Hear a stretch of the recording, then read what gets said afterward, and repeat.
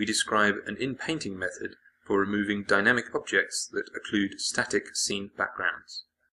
Our method receives as input a video and a mask marking both the dynamic object to be removed and the other dynamic objects that should remain in the scene.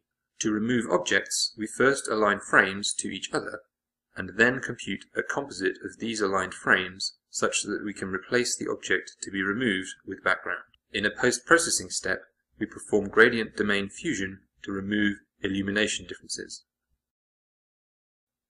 For aligning a pair of frames, we find a set of candidate homographies which are computed from sparse keypoint matches using RANSAC. For instance, on this frame pair, the algorithm finds 4 homographies, one for the facade, one for the ground, one for the tree, and one for the showcase. In the middle row, we measure the alignment error for each homography. This error is low for each corresponding region of the scene. In addition, we measure the agreement between each homography and an estimate of the fundamental matrix. In the middle row, regions where the homography is in good agreement with the fundamental matrix are shown in blue, and where they are not are shown in red. Based on the alignment error and the agreement with the fundamental matrix, we select different homographies for aligning different regions of the scene. In the bottom row, we show the regions selected for each homography and the resulting frame alignment. The alignment error, shown in the middle row, is reduced after adding each homography. We use the average of the aligned sources as a guide to compute the inpainted result. This inpainting is computed as a composite of aligned regions that are in good agreement with each other and in good agreement with the boundary of the whole.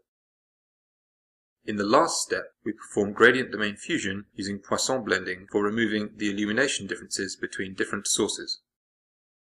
We demonstrate our algorithm on 7 different sequences. In this sequence, we remove a person that is occluded by other people. The scene contains 2 dominant textured planes. Off-plane objects, such as this lamp, can still be inpainted since our method requires only 1 correct frame alignment to produce a good inpainting result. S3 is a challenging sequence for our algorithm.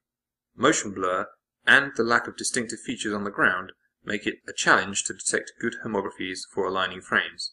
In addition, thin structures with narrow support, such as the bare trees, could not be properly aligned.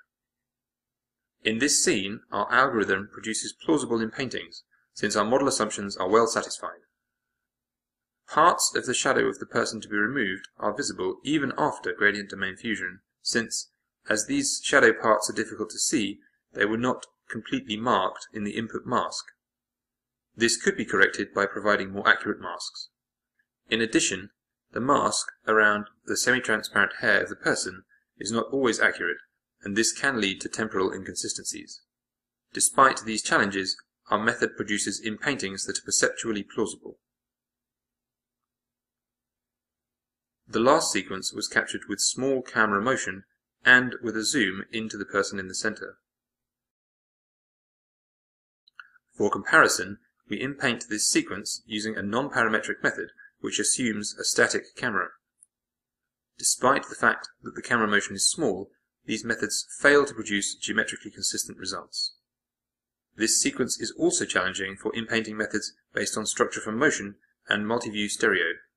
The narrow baseline and the variable focal length makes it difficult to perform camera calibration. We exemplify with this failed reconstruction. Only 60% of the cameras could be recovered, and the corresponding recovered structure is flat. There are also cameras that are located behind the scene.